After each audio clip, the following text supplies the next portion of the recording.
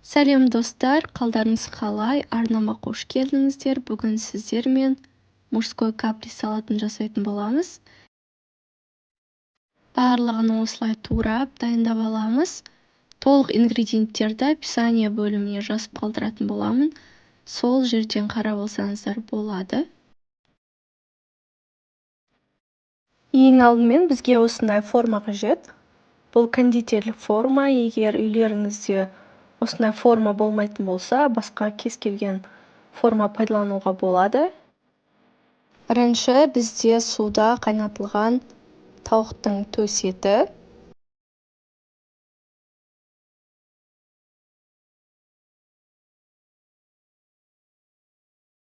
Тауықтың етін әдемілеп жайып болған соң, осылай майонез салатын боламыз одан кейін.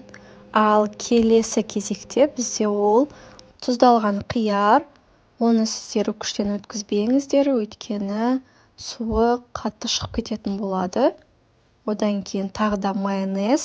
Одан соң үкіштен өткізілген суда қайнатылған картоп. Картоптың үстінен кішкене ғана тұз қосып жіберсеңіздер болады. Кішкене ғана. Немесе қоспасаңыздар да болады.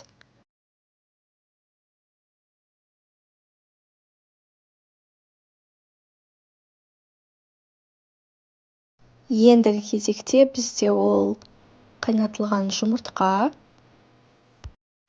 Жалпы бұл салат ешқашан да трендтен түспейтін және де өте дәмді, барлығына бірдей ұнайтын салаттардың қатарына кіреді. Жаңа жылдық дастарханыңызға да арнап жасасаңыздар өте әдемі шығатын болады. Мінекей жұмыртқамызды салдық, енді майонезімізді де дәл солай жағып аламыз. Қасықтың көмегімен де жайып жіберсеңіздер болады. Ал ең соңында бізде ірімшік. Ірімшікті салып болғаннан кейін майонез жақпайсыздар.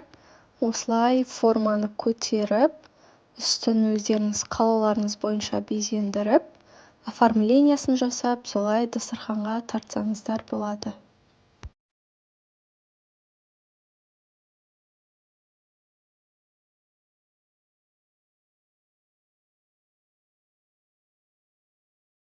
Бұл салатты бір рет болсын жасап көруге кеңес беремін. Өйткені өте дәмді, сондай нәзік, жағымды. Балаларыңызға да, үлкен кісілерге де ұнары сөзсіз. Егер сіздерге салат ұнаған болса, арнама тіркеліп, қолдау білдіріп кетіңіздер. Назарларыңызға рахмет.